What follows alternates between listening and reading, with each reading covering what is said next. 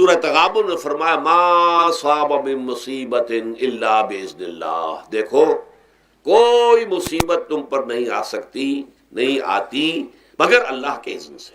ومن یؤمن باللہ، اور جو شخص اللہ پر ایمان رکھتا ہو یہد قلبہ، اللہ اس کے دل کو ہدایت دے دیتا ہے، اس کے دل کو سکون عطا کر دیتا ہے، وہ راضی برضائے رب ہو جاتا ہے، اس میں شکوہ نہیں رہتا، اس میں شکایت نہیں ہوتی، اس میں تلخی نہیں ہوتی، کیوں ہو گیا، کیسے ہو گیا، کیوں ہو گیا، نہیں ہونا چاہیے، نہیں۔ یہ سارا جو پیچ آدمی کھاتا رہتا ہے نا اندر ہی اندر، وہ جو پیچ کھا رہا ہے، یہ سب پیچ سے نجات مل گئی۔ برو کشید سے پیچا کہ ہست بود مرا، کہ اقدہا کے مقام رضا کشود مرا۔ یہ پیچ کھانا جو ہے، پیچا کے ہست بود، اس سے اللہ تعالیٰ نے مجھے نجات دے دی ہے مقام رضا کے ذریعے سے۔ کتنے بڑے بڑے عقدے میرے حل ہو گئے اس مقام رضا سے، کہ اقدہا کہ مقام رضا کشود میرا، میرے تو بہت سے عقدے اس سے حل ہو گئے۔ اس حوالے سے ایک موٹی بات تو یہ ہو گئی، لیکن اب اس کو 3 حصوں میں تقسیم کیجئے۔ پہلی بات یہ کہ یہ اللہ کی طرف سے آزمائش کے طور پر آتے ہیں۔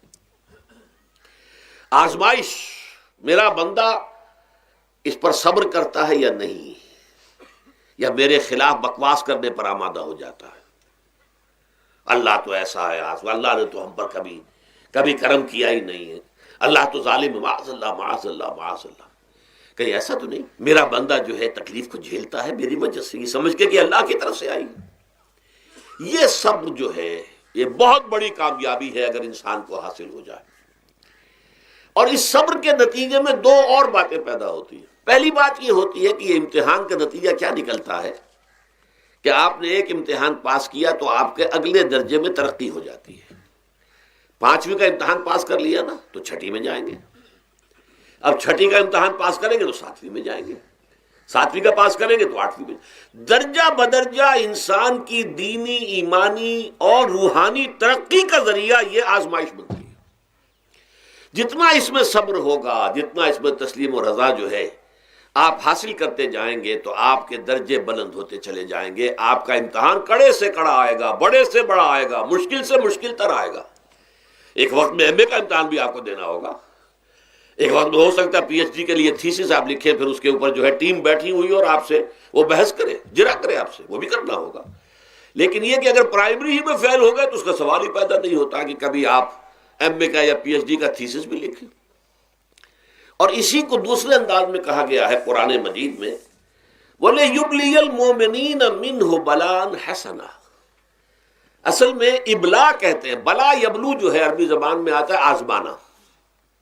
خلق الموت والحیات لیبلوکم ایکم احسن عملا، یہی معنی ابتلا کے بھی، ابتلا یبتلی آزمانا۔ ابلا یبلی جو آتا ہے باب افعال سے، اس میں آتا ہے کسی کو کسی تکلیف میں ڈال کر اس کو نکھارنا، کہ اس کا جوہر نکھر جائے، اس کے اندر جو خیر ہے وہ اور چمک جائے، لوگوں کو بھی معلوم ہو جائے کہ یہ شخص اس مقام کا اہل ہے، اس کے اندر یہ صلاحیت ہے، اس میں یہ قوت موجود ہے۔ تو یہ گویا کہ اہل ایمان کی صلاحیتوں کو نکھارنے کے لیے اور ان کے درجات کی ترقی کے لیے بھی اللہ تعالیٰ دنیا کے اندر یہ مصیبتیں اور امتحانات جو ہیں آزمائش کے حوالے سے افراد پر بھی اجتماعی طور پر بھی لاتا ہے۔ اور ایک اس کا اور بھی ہے، اہل ایمان پر اس طرح کے ابتلاء و آزمائش کی ایک نوعیت اور بھی ہے، اور وہ یہ ہے کہ جو بھی آپ سے غیر ارادی طور پر یا یہ کہ آپ نے کوئی گناہ ارادی طور پر بھی کر لیا، اللہ تعالیٰ اس کی سزا اسی دنیا میں دے کر آخرت کی سزا سے محفوظ کر دیتا ہے۔ گویا کہ اس سے بڑا خیر کیا ہوگا؟ یہاں کی سزا کیا ہے؟ جھیل لی آپ نے، بخار آ گیا، ٹانگ ٹوٹ گئی، چلیے 3 مہینے آپ بستر پر پڑے رہے نا، اور کیا ہوا؟ کچھ نہیں۔